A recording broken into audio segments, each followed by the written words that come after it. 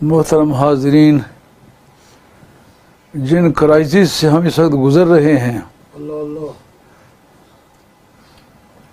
ये बड़े जानलेवा और बड़े हौसला शिकन किस्म के क्राइसिस हैं। मगर ये बात आपने याद रखनी है कि मुश्किलात ज़िंदगी का दर्जा बुलंद करने के लिए आती हैं।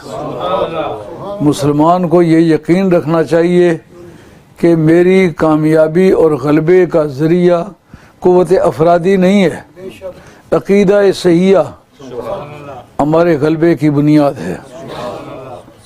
ला तहिनु व ला तहज़नु, रब ने कहा सुस्त भी ना हो और गम भी ना खाओ, तुम ही गालिब हो गए। शर्त यह है कि तुम्हारा अक़ीदा सही है। वअंतुम मोमिनून, ये बात इस वजह से कही कि जितनी मरतबा मुसलमानों पर मसाइब और मुश्किलात आए वो बड़े मायूस कुन होते हैं और आदमी उनको देख के कभी ये फैसला नहीं कर सकता कि हालात बदलेंगे। सरकार मक्के शरीफ में पैदा हुए, बुनियादी तौर पर हर नबी ने आके कहा कि या कौम अबुदुल्लाह मा लकुम मिन इलाहिन गैरु,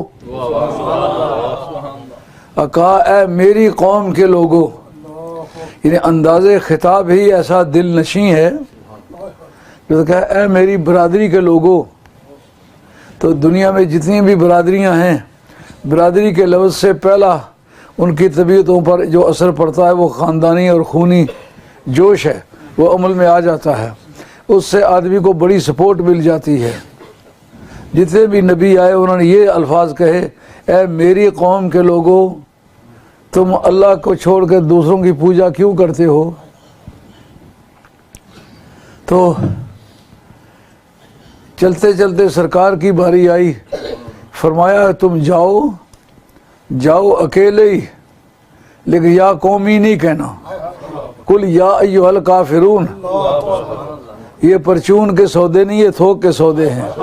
कहो ऐ काफिरो, ऐ बेईमानो।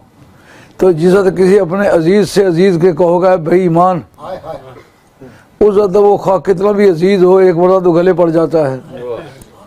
एक अकेले आदमी के लिए पूरी कौम नहीं, पूरी रूए ज़मीन के इंसानों को मुखातब करके कहना ऐ काफिरो, ये कितना जिगर आजमा और कितना तकलीफ दे था।